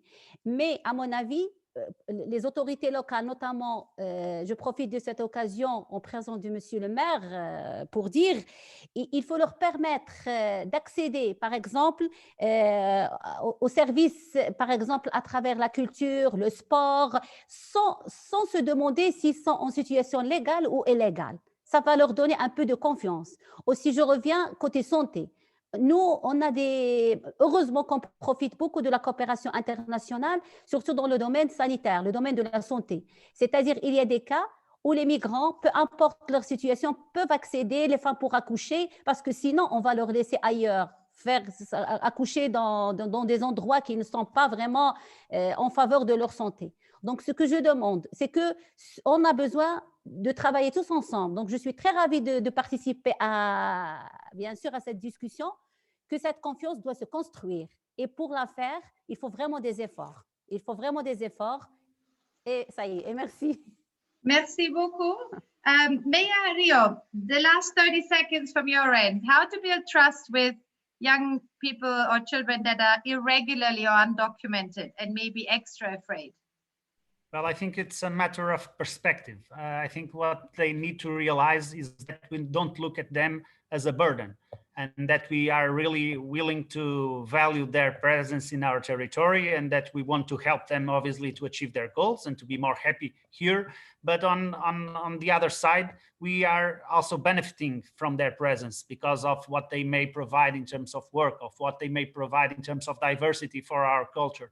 And therefore, I think that this mutual relation in which both parts win is the secret for the success of the relation between the public authority and the community of migrants. Thank you. I think you give us a good segue to open up the floor, because it's really about creating that triple win situation, a triple win where young migrants themselves, they can realize their aspirations, their dreams, their talents, they win for the city and the community they are in terms of the contributions they make, but also the win in terms of, the community they left from, in terms of information they are sharing back, maybe remittances they're sending back, experiences, contacts, friendships, marriage. So if we get to this triple win and break through the barriers, then I think you said it rightly, Mr. Rio, it's a change of perspective. That's often the first step. And then suddenly, if it's no longer about politics and about the ins and the outs, it becomes a very different discussion. Having said this, I think we have one more important perspective that hasn't come up yet. And I would like to maybe hear, Jum, you have been in your triple role, you have many hats. And I know one of the hats that you're wearing is the co-leadership of the UN Networks group on access to services. We are running out of time, but I wanted to make sure that you can leave us with maybe 1 minute of wisdom of what is the key that this working group maybe is contributing or able to offer to mayors that are facing these challenges and opportunities that we discussed. Over to you. So thank you very much to conclude in 1 minute. It's a bit difficult, of course. Today I think is a great session. very inspiring with a lot of example, a lot of challenges. In the health sector alone, we see more than 80% of disruption and, for example, routine immunization for children, child health, and other area. Schooling has been discussed a lot. For us, what we need, we see there are a number of recommendations, although I think from today, what we have not heard so much is about how cities deal with violence and abuse, either to children themselves or as a witness of that abuse. So for us, what we would have recommend as a working group is a number of things I think that we can do, and our working group to support. One is to prioritize the continuity of services, essential services. These include the immunization, child health, also put child protection services, for example, to be considered as essential service. In many cities, we don't see child protection service as an essential service. This is something that city could do, or we could also protect migrant children from violence, abuse, and exploitation. We could also try to rebalance a combination of intervention to minimize the impact of physical distancing and mitigation, some public health measures, and with that we could do. Now, in terms of the data, cities, local authority, countries need to work, they should take a decision based on the evidence, real evidence. So with this one, our working group 6 on access to health services is a group that basically addressed Objective 15 of the Global Compact. And our members include also cities such as UCLG, UN agencies such as UNICEF and other agencies. The group is co-led by WHO and UN Habitat. So we have produced, our working group has produced the policy brief on access to services in the context of COVID-19. And that covers 10 sectors that cities, and also you all can visit it at the UN Network website. We also now collecting a good practice, a lot of good practice we have heard today. If you could also participate in that. Furthermore, we are now in the process of preparing the new work plan. So anything that you see that our working group could assist or be any way useful to you, please let us know, and we look forward to work with you all. Thank you very much. Thank you, Jum, and sorry to rush you. I see that Evrim Bey is with us. Merhaba, very welcome. It's a pleasure to see you, and I will need to be equally rude as I have been with Jum because I understand that we need to close. But it's a pleasure to have you, and obviously Mersin municipality is a city that I've been to many times. You have been facing many challenges, but now how do you really from your perspective, what is the key lesson or the key recommendation, having absorbed and integrated and welcomed large numbers of young people, children, families, before COVID, during COVID? What is it that you would recommend us? Yes. Thank you, Ms. Knaus. Cordial regards from Mersin to everybody. And for those who don't know Mersin, I can tell that it's a lovely city on the coast of Mediterranean with approximately 2.5 million inhabitants. And the biggest problem was that we are not ready at all for the pandemic. But we recovered and we reacted very, very rapidly. So the main lesson we have learned is that our cities must be absolutely resilient against future risks similar to this pandemic or any other disaster. So the local governments must be ready for eventual threats for the communities. The peculiarity of Mersin is that we are hosting approximately 400,000 Syrian immigrants, and practically half of them are children. Yeah, they are a young population. They have many children. During the pandemic, we have immediately mobilized our social services. Our social services department has distributed approximately more than 150,000 food boxes to most disadvantaged groups every day. And we have now still continuing to distribute 7,000 hot meals every day for the most disadvantaged people. For the children, of course, especially the young birth, we have distributed health material. Thank you. Thank you. See you later. Çok teşekkürler everybody. Thank you very much. I feel terrible, Emilia. I feel terrible for having cut off such interesting speakers. And I feel even more terrible for having kept you all 7 minutes over time. It's my pleasure to just thank you on behalf of UNICEF for all the speakers, all your time, all your examples, all your commitment, and hand over here to Mr. Saiz and back over to you to close us and to make sure we take the lessons with us as we move on. Thank you very much, Verena. What a great job you have done. Very interesting speakers indeed, and a very challenging session with all that knowledge that we had to reduce to only a certain amount of minutes. Look, this topic is not one that is new.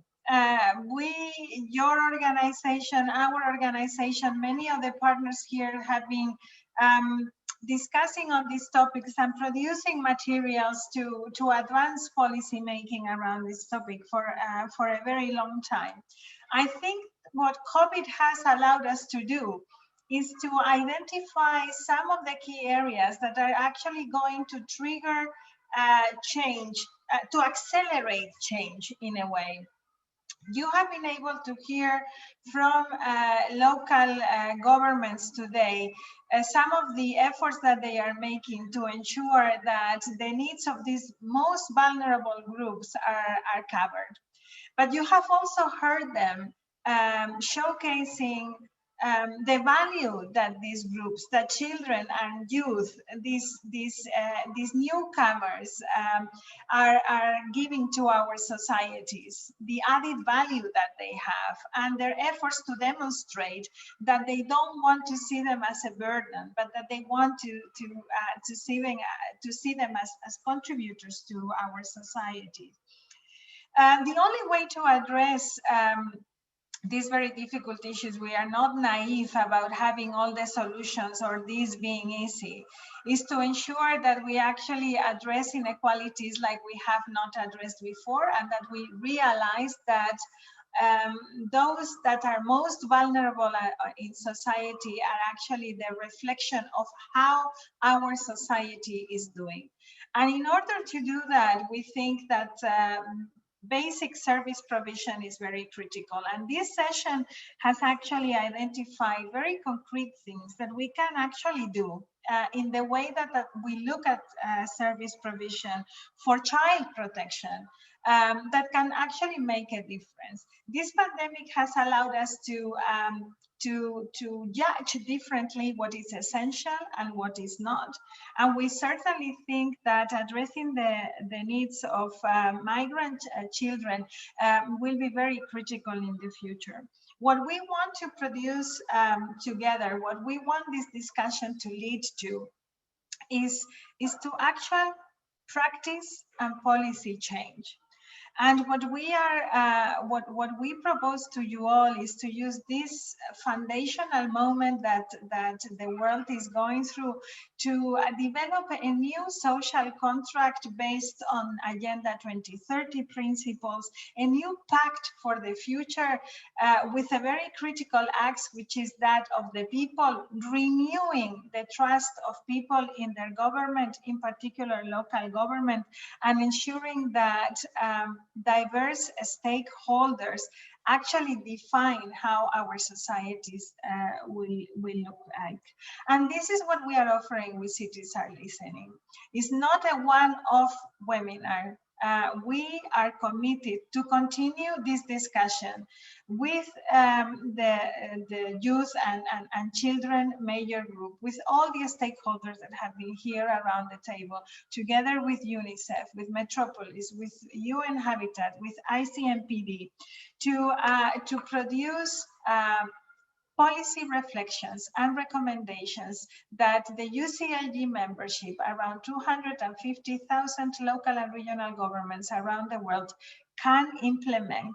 And we offer this space to discuss what the next steps must be. So we look forward to putting our thoughts together in the coming days and to follow up with you for learning development, collective learning materials, advocacy at international level if needed, and a lot of local action. Thank you very much, everybody, for joining us. Thank you for your trust. Please keep doing the great job that you do, and thank you for joining us. See you very soon again in another Cities Are Listening experience. Thank you, everybody. Bye. Thank you. Thank you.